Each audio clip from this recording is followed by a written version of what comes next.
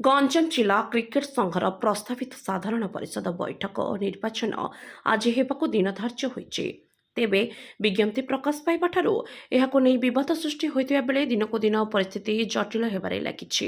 ଇତିମଧ୍ୟରେ ସଂଘର ନିର୍ବାଚନ ସମ୍ପର୍କିତ 4ଟି ଅଭିଯୋଗ ଗୋସାଇନୂଆଗାଁ ଥାନାରେ ହୋଇସାରିଥିବା ବେଳେ ବିଭିନ୍ନ ପକ୍ଷଙ୍କୁ ନେଇ 2ଟି ପର୍ଯ୍ୟାୟରେ ଆଲୋଚନା ସରିଛି। ତଥାପି କୌଣସି ନିଷ୍କର୍ଷ ବାହାରି ପାରିନାହିଁ।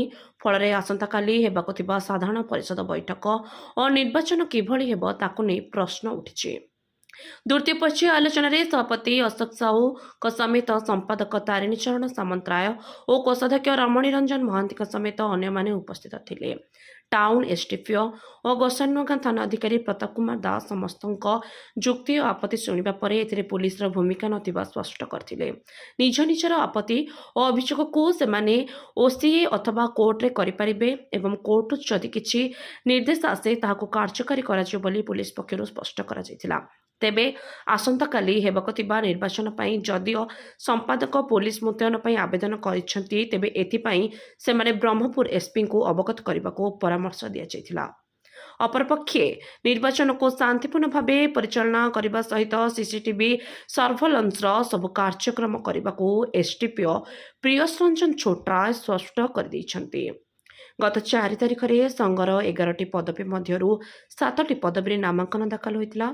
7 ତାରିଖରେ ଚୂଡ଼ାନ୍ତ ତଥା ଯୋଗ୍ୟ ପ୍ରାର୍ଥୀଙ୍କ ତାଲିକା ପ୍ରକାଶ ପାଇଥିଲା, ଯେଉଁଥିରେ ସଭାପତି ପଦବୀରେ ଲକ୍ଷ୍ମୀ ପ୍ରସାଦ ବେହେରା, ଉପସଭାପତି ପଦବୀରେ ଦୁର୍ଗାପ୍ରସାଦ ପଟ୍ଟନାୟକ, ସମ୍ପାଦକ ପଦବୀରେ ତାରିଣୀ ଚରଣ ସାମନ୍ତରାୟ, ଯୁଗ୍ମ ସମ୍ପାଦକ ପଦବୀରେ ଦେବାନନ୍ଦ ବିଶ୍ୱାସ ଓ ସ୍ୱପ୍ନରାଣୀ ପାଣିଗ୍ରାହୀ, କୋଷାଧ୍ୟକ୍ଷ ପଦବୀରେ ମନୋଜ କୁମାର ଦଣ୍ଡପାଟ ଓ ଏକମାତ୍ର କାର୍ଯ୍ୟନିର୍ବାହୀ ସଦସ୍ୟ ଭାବେ ତ୍ରିଲୋଚନ ପାଣିଗ୍ରାହୀଙ୍କ ନାମ ରହିଥିବା ସଂଘ ପକ୍ଷରୁ ନିଯୁକ୍ତ ନିର୍ବାଚନ ଅଧିକାରୀ ଡକ୍ଟର ସତ୍ୟବ୍ରତ ପାତ୍ର ସୂଚନା ଦେଇଛନ୍ତି।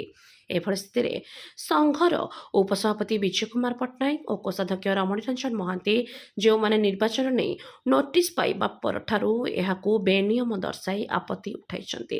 ପୂର୍ବରୁ ଏନେଇ ସେମାନେ ଜିଲ୍ଲାପାଳ, ଓସିଏ ଏବଂ ଏସ୍ପିଙ୍କୁ ଚିଠି ଲେଖି ଘଟଣା ସମ୍ପର୍କରେ ଅବଗତ କରିଥିବା ବେଳେ ଆଜି ଏକ ସାମ୍ବାଦିକ ସମ୍ମିଳନୀରେ ନିଜର ପ୍ରତିକ୍ରିୟା ରଖିଛନ୍ତି। 2022 ମସିହାରେ ସଂଘର ଏକ ନିର୍ବାଚିତ କମିଟି ଥିବାବେଳେ 2018 ମସିହାର କମିଟି କେଉଁ ଆଧାରରେ ନିର୍ବାଚନ କରିବ ବୋଲି ପ୍ରଶ୍ନ କରି ଏହାକୁ ବେନିୟମ ଦର୍ଶାଇଛନ୍ତି। ଏଥିପାଇଁ ସେମାନେ ପୂର୍ବରୁ ଉଭୟ ସଭାପତି ଓ ସମ୍ପାଦକଙ୍କୁ ନୋଟିସ୍ ଜାରି କରିସାରିଛନ୍ତି। ସେହିଭଳି 2022 ମସିହାରେ ସଂଘର ସାଧାରଣ ପରିଷଦ ବୈଠକରେ ପାରିତ ନୂତନ 15 ଜଣ ସଦସ୍ୟଙ୍କୁ ମଧ୍ୟ ଚଳିତ ନିର୍ବାଚନରୁ ବାଦ୍ ଦିଆଯାଇଥିବା ଘଟଣାକୁ ନେଇ ଅସନ୍ତୋଷ ଲାଗି ରହିଛି। ନାମାଙ୍କନ ପତ୍ର ଦାଖଲ ସମୟରେ ଅନେକ ପ୍ରାର୍ଥୀ ସଂଘର କାର୍ଯ୍ୟାଳୟକୁ ଆସି ନାମାଙ୍କନ ପତ୍ର ଦାଖଲ କରିବା ଦୂରେ ଥାଉ ସେମାନେ ବ୍ରହ୍ମପୁର ହିଁ ନଥିଲେ ବୋଲି ଅଭିଯୋଗ କରିଛନ୍ତି। ଏଣୁ ଏଭଳି ବେନିୟମ ନିର୍ବାଚନକୁ ସେମାନେ ବର୍ଜନ କରିବା ସହିତ ନ୍ୟାୟ ପାଇଁ ଅଦାଲତର ଆଶ୍ରୟ ନେବେ ବୋଲି ସ୍ପଷ୍ଟ କରିଛନ୍ତି। ସାମ୍ବାଦିକ ସମ୍ମିଳନୀରେ ଉପସଭାପତି ବିଜୟ କୁମାର ପଟ୍ଟନାୟକ ସହିତ କୋଷାଧ୍ୟକ୍ଷ ରମଣୀ ରଞ୍ଜନ ମହାନ୍ତି, ପୂର୍ବ ଯୁଗ୍ମ ସମ୍ପାଦକ ଦେବବ୍ରତ ଦେବ, ଆଜୀବନ ସଦସ୍ୟ ବିମଳ ମହାନ୍ତି ଓ ପୂର୍ଣ୍ଣଚନ୍ଦ୍ର ନାୟକ ଉପସ୍ଥିତ ଥିଲେ। Relating to election, that is also false and fake and defraud.